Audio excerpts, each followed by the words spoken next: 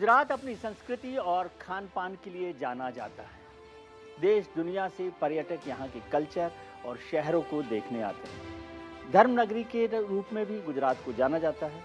नमस्कार, मैं हूँ विजय त्रिवेदी और आप देख रहे हैं हमारी खास series heads and tales.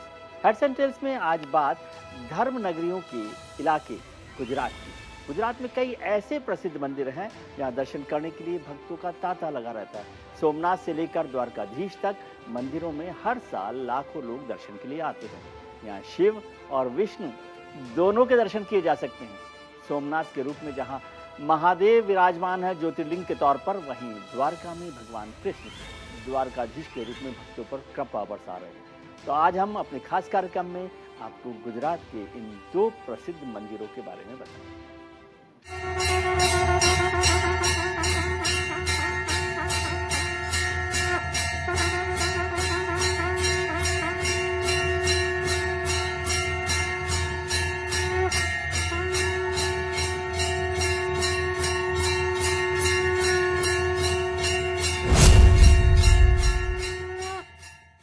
Dwarkadhish मंदिर हिंदुओं के पवित्र चार धामों में से एक है। हिंदू धर्म में इस मंदिर के काफी मायने हैं।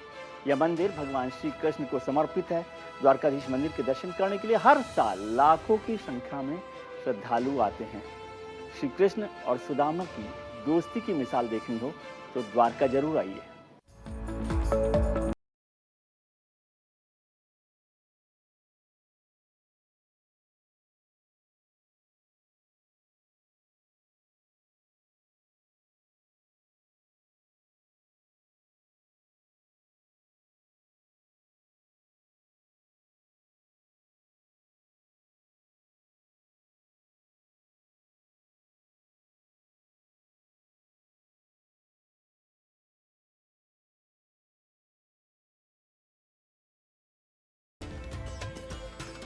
गुजरात अपनी संस्कृति सभ्यता के साथ साथ धार्मिक स्थलों के लिए भी जाना जाता है।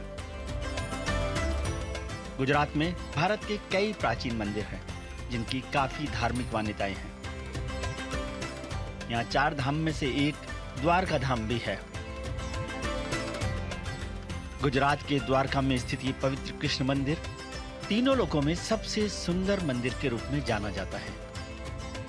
हिंदू धर्म में इस मंदिर के काफी मायने हैं। मंदिर भगवान श्री कृष्ण को समर्पित है। गोमती नदी के तट पर स्थापित यह भव्य द्वारकाधीश मंदिर सामाजिक और आध्यात्मिक जीवन का केंद्र भी है। ये जगत मंदिर और त्रिलोक सुंदर के नाम से भी जाना जाता है। यहाँ दर्शन करने के लिए हर साल लाखों श्रद्धालु आते हैं।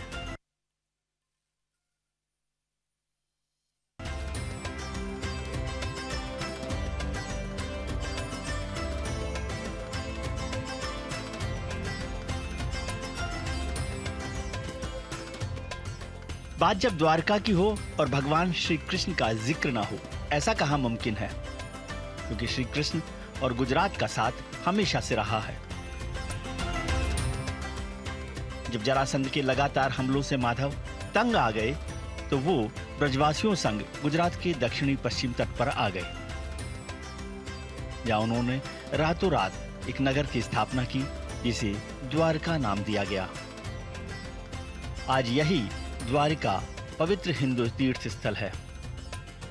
द्वारका भारत के 7 सबसे प्राचीन शहरों में से एक है। हम हैं देवभूमि द्वारका में। माना जाता है कि भगवान कृष्ण ने इस नगरी को बसाया था।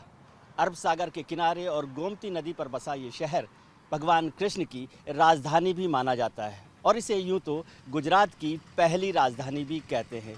हिंदू धर्म में इसकी बड़ी धार्मिक मान्यता है।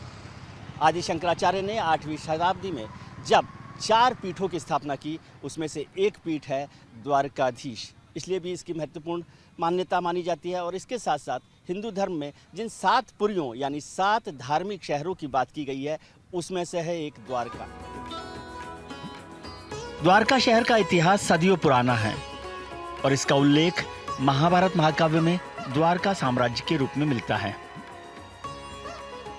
कहा जाता है कि इसी शहर से भगवान कृष्ण ने महाभारत की पूरी पटकथा को रचा था। वैसे तो श्री कृष्ण का जन्म मथुरा में हुआ, लेकिन राज उन्होंने द्वारका में किया।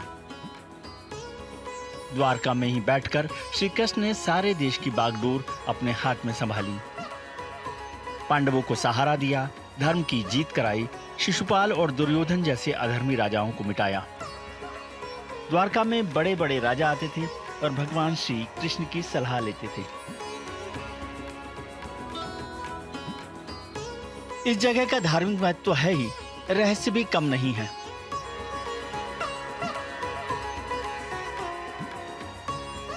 कहा जाता है कि श्री कृष्ण की मृत्यु के साथ उनकी बसाई हुई यह नगरी समुद्र में डूब गई। आज भी यहाँ उस नगरी के अवशेष मौजूद हैं।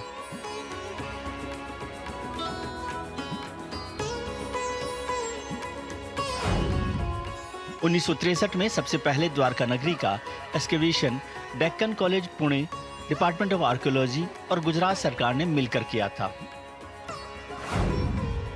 इस दौरान करीब 3000 साल पुराने बर्तन मिले थे। वहीं 1973 में आर्कियोलॉजिकल सर्वे ऑफ इंडिया की अंडर वाटर आर्कियोलॉजिकल विंग को समुद्र में कुछ तांबे के सिक्के और ग्रेनाइट स्ट्रक्चर भी मिले। आज द्वारका एक आधुनिक शहर है। इसके भीतर बड़े बड़े मंदिर भी हैं। उनमें सबसे महत्वपूर्ण है द्वारकाधीश मंदिर। द्वारकाधीश मंदिर को जगत मंदिर के रूप में भी जाना जाता है। ऐसी मान्यता है कि द्वारकाधीश मंदिर का निर्माण भगवान श्री कृष्ण के प्रपौत्र ने करवाया था। हिंदू धर्म के सबसे महत्वपूर्ण स्थानों में से एक है द्वारकाधीश का मंदिर। द्वारकाधीश यहाँ भगवान कृष्ण को कहा जाता है, जो द्वारका के राजा हैं। और ये जो मंदिर है हजारों साल पुराना, ये भगवान कृष्ण के प्रपौत्र यानी ग्रेट ग्रैंडसन ने बनवाया था। उसके बाद मुगलों के आक्रमण से ये टूट गया, कई बार टूटा और उसके बाद 15वीं-16वीं शताब्दी में इस मंदिर का निर्माण फिर से कराया गया है। गोमती नदी के किनारे बसा द्वारकाधीश मंदिर 2500 साल से भी ज्यादा पुराना बताया जाता है। मंदिर में 2 मुख्य द्वार हैं। मुख्य प्रवेश द्वार को मोक्ष द्वार और दूसरे को स्वर्ग द्वार कहा जाता है। द्वारकाधीश मंदिर 5 मंजिला है। मंदिर का स्तंभ 78.3 मीटर ऊंचा है। 72 स्तंभों पर टिकी 5 मंजिला इमारत का मुख्य मंदिर जगत मंदिर या निज मंदिर के तौर पर जाना जाता है। माना जाता है कि श्री कृष्ण की प्राचीन द्वारका तो पानी में समा गई, लेकिन समुद्र से प्राप्त थोड़ी सी जमीन पर इस मंदिर को बनाया गया। मंदिर के भीतर अन्य मंदिर भी हैं, जो सुभद्रा, बलराम और रेवती, वासुदेव, रुक्मणी और कई अन्य को समर्पित है। द्वारिका तो आए, खास रीजन से आए। मेरी बेटी का बर्थडे है तो उसने हमको यहाँ पे दर्शन के लिए लेके आई। इधर आ जा। बेटी को बुलाइए। जी, हैप्पी बर्थडे आपको। Thank you so much. और इसका बर्थडे है और इसने सरप्राइज हमको ये दर्शन के लिए लाई है। बहुत सालों से द्वारका में हम आए नहीं थे, तो उसने, हमारी बेटी का ये नसीब है कि द्वारकाधीश के धाम में उसका बर्थडे मनाया जाएगा। तो हम बेटियां तो क्लब में जाती हैं बर्थडे मनाने? नहीं, हमें ये वाला बर्थडे अच्छा लगता है। हम भगवान के साथ बर्थडे मनाते हैं। हाँ। द्वारका में जन्माष्टमी और होली पर तो खास नजारा होता है। न केवल हिंदुस्तान भर से बल्कि दुनिया भर से भगवान कृष्ण के जो भक्त हैं, श्रद्धालु हैं, वो यहाँ पर आते हैं। द्वारकाधीश को हिंदुस्तान के जो 4 बड़े धाम माने जाते हैं उसमें से एक है, जिनका निर्माण आदि शंकराचार्य ने करवाया था। माना जाता है कि भगवान कृष्ण के दर्शन यहाँ हो जाएं तो मोक्ष मिलता है। जब बात द्वारका की हो रही हो तो बेट द्वारिका जैसे प्राचीन शहर के बारे में भी जानना जरूरी है। बेट द्वारिका को भारतीय महाकाव्य महाभारत और स्कंद पुराण में प्राचीन शहर माना जाता है। बेट द्वारका में बेट द्वारकाधीश मंदिर की भी अपनी एक मान्यता है। बेट का मतलब मुलाकात और उपहार भी होता है। इस नगरी का नाम इन्हीं 2 बातों के कारण है। दरअसल ऐसी मान्यता है कि यहीं पर भगवान श्री कृष्ण की अपने मित्र सुदामा से भेंट हुई थी। द्वारका से 35 किलोमीटर दूर पर है। इस मंदिर में कृष्ण, रुक्मणी और सुदामा की प्रतिमाओं की पूजा होती है। मान्यता है कि द्वारका की यात्रा का पूरा फल तभी मिलता है जब आप यहाँ की यात्रा करते हैं। यह भी माना जाता है कि जब श्री कृष्ण सुदामा से मिले तब सुदामा ने श्री कृष्ण को उपहार स्वरूप चावल भेंट किए। इसलिए द्वारका धाम यात्रा के दौरान श्रद्धालु ब्राह्मणों को चावल दान करते हैं और इसकी महिमा बताई जाती है। बेट द्वारका को शंखोद्वार भी कहा जाता है। यहाँ भगवान विष्णु ने राक्षस शंखासुर का संहार किया था। शंखोद्वार नाम के पीछे दूसरा कारण यह भी है कि इस द्वीप पर शंख बहुत मात्रा में पाए जाते हैं।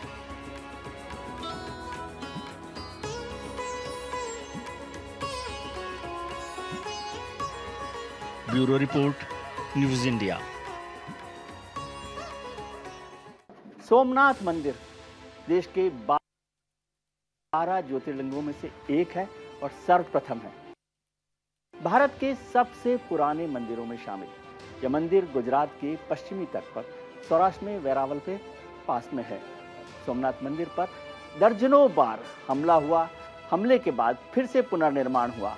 सोमनाथ मंदिर की भव्यता लगातार बनी रही और लाखों लोग इसको देख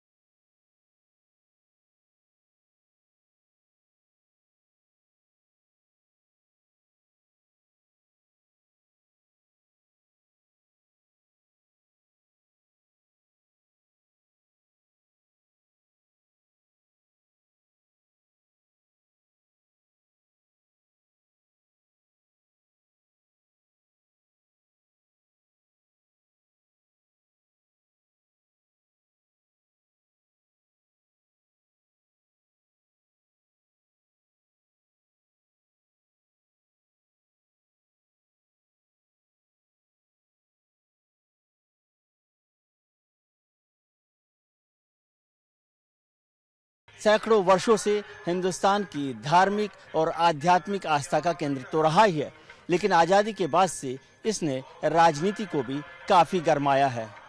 अरब सागर के किनारे बना हुआ यह सोमनाथ मंदिर राजनीति के समुद्र मंथन में जहर और अमृत दोनों देता रहा है और उसके साथ ही एक बहस शुरू हुई है धर्मनिरपेक्षता और धार्मिक आस्था की।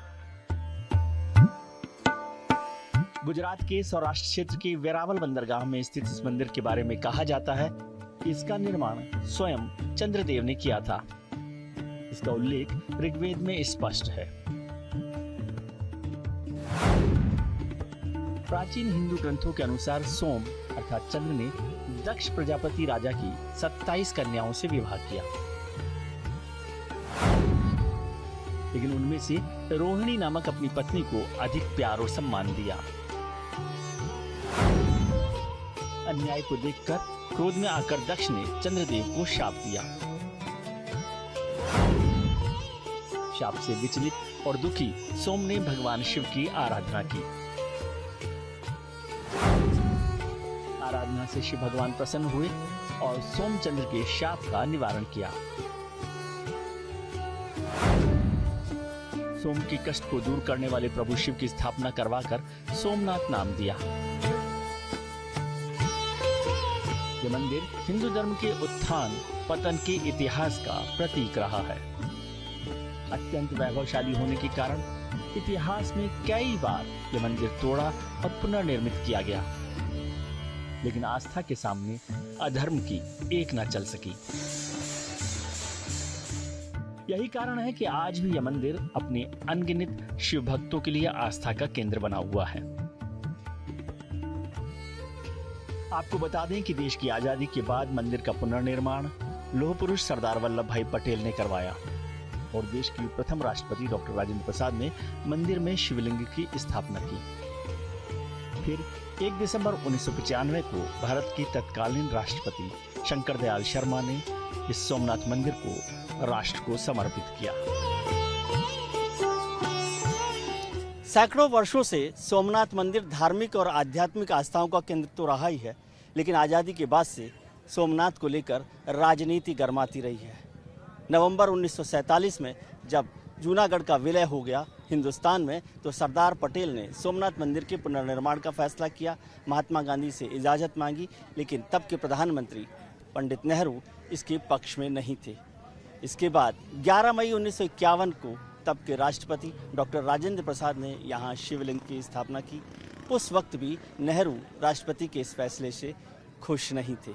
1 दिसंबर 1995 को तब के राष्ट्रपति डॉक्टर शंकर दयाल शर्मा ने इस मंदिर को राष्ट्र को समर्पित कर दिया। भगवान सोमनाथ का यह मंदिर 150 फीट ऊंचा है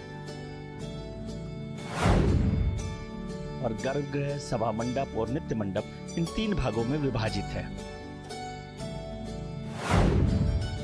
मंदिर के शिखर पर स्थित कलश 10 टन वजनी है और यहाँ 27 फीट ऊंचा ध्वज सदैव इस मंदिर की शोभा को बढ़ाता है। चैत्र, भाद्रपद, कार्तिक माह में सोमनाथ मंदिर श्राद्ध करने का विशेष महत्व बताया गया है। इन 3 महीनों में यहाँ श्रद्धालुओं की बड़ी भीड़ लगती है। इसके अलावा यहाँ 3 नदियों हिरण, कपिला और सरस्वती का महासंगम होता है। इस त्रिवेणी स्नान का विशेष महत्व माना जाता है। इतिहासकारों के अनुसार सोमनाथ मंदिर की भव्यता को देखकर आक्रांता मोहम्मद गजनी के मन में लालसा आ गई और उसने सन 1025 में मंदिर पर हमला किया था। उसने मंदिर की सारी संपत्ति को लूट लिया, इस स्थान को लगभग नष्ट कर दिया। हमले के बाद मंदिर का यश कम नहीं हुआ। इतिहास से मिले तथ्य बताते हैं कि गुजरात के राजा भीम और मालवा के राजा भोज ने मंदिर को फिर से निर्माण कराया। मुगल आक्रांताओं ने सोमनाथ मंदिर को 1297, 1395, 1412 और 1665 में तोड़ा और सारी धन संपदा लूट कर ले गई। वहीं इन वर्षों में मंदिर के पुनर्निर्माण का सिलसिला भी जारी रहा। आखिरी बार 1706 में औरंगजेब ने सोमनाथ मंदिर को पूरी तरह से नष्ट किया। इसके बाद मालवा की महारानी अहिल्याबाई ने नए सोमनाथ मंदिर का निर्माण कराया।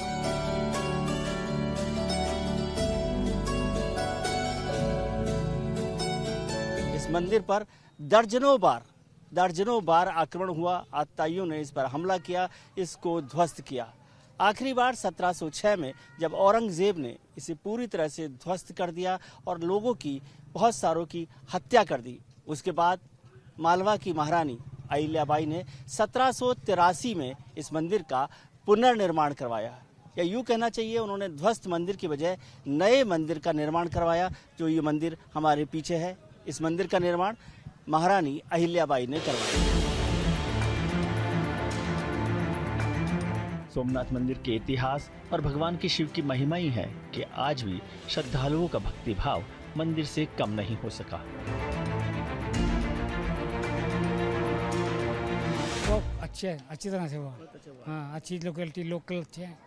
हाँ, सब सोमनाथ मंदिर के बारे में जो नॉलेज है वो यही है कि यहाँ पे अलग अलग उन्होंने शासकों ने अटैक किया। फिर ये ज्योतिर्लिंग है और उसके बाद अभी इसका काफ़ी अच्छा मतलब मंदिर कंस्ट्रक्शन हुई है। इस टाइम अच्छा हो गया। हाँ जी, दर्शन किया? हाँ जी, दर्शन किए। कोई दिक्कत हुई आपको? दिक्कत तो नहीं, बट हाँ जैसे बाकी मंदिरों में होता है कि भाई दूर से आप माथा टेको, दर्शन करो और चले जाओ, वैसा ही है सारा। बट हाँ कि चलो साफ, ये बाकी शांति है, बाकी जगह से काफ़ी साफ सुथरा है। बहुत अच्छे दर्शन हुए। हाँ जी, हम तो 3-4 बार आए। वो हमें बुलाते हैं बार बार, हम आ जाते हैं। नहीं, ये तो हमारी अपनी आस्था है भोले शंकर के साथ, इसीलिए दर्शन करने आए। हाँ जी, बहुत अच्छा दर्शन हुआ। अच्छा है, वेल मेंटेन्ड है, मैनेजमेंट हर चीज़ बहुत अच्छी है यहाँ पे, बहुत साफ सुथरा है और जो व्यवस्थाएं हैं बहुत अच्छी है, सब कुछ अच्छा है यहाँ पे। वही मैनेजमेंट है जो बहुत अच्छी है।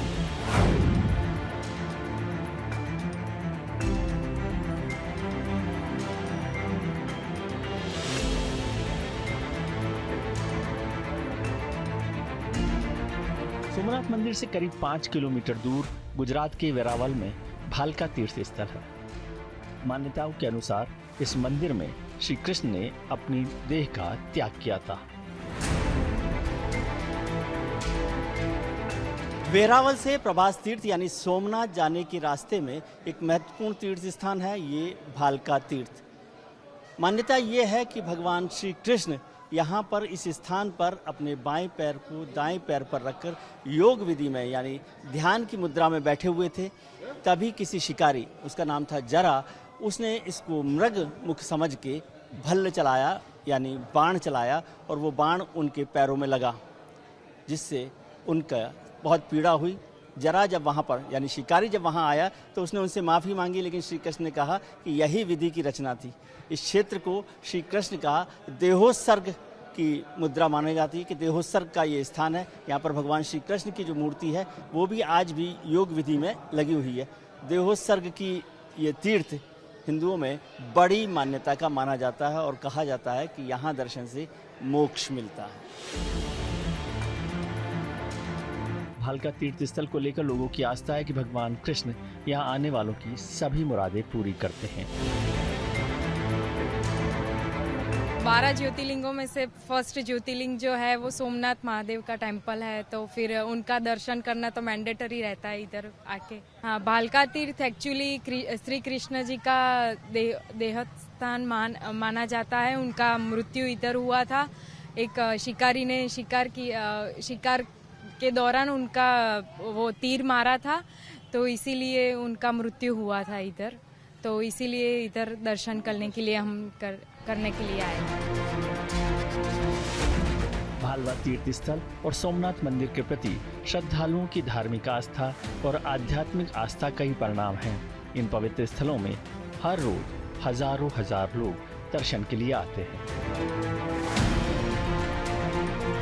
1 दिसंबर 1995 को तब के राष्ट्रपति डॉक्टर शंकर दयाल शर्मा ने इस मंदिर को राष्ट्र को समर्पित कर दिया और तब से लगातार यहाँ पर हजार लोग हर दिन दर्शन के लिए आते हैं। धार्मिक आस्था, आध्यात्मिक आस्था और राजनीति की गर्माहट का केंद्र सोमनाथ। अगर आप भी परिवार के साथ कुछ दिन गुजरात में गुजारने का प्लान बना रहे हैं तो गुजरात के इन प्रसिद्ध मंदिरों में जाना ना भूलें। हमारे इस खास कार्यक्रम में आज के लिए बस इतना ही। अगले हफ्ते मिलते हैं किसी नए मुद्दे के साथ। तब तक के लिए नमस्कार।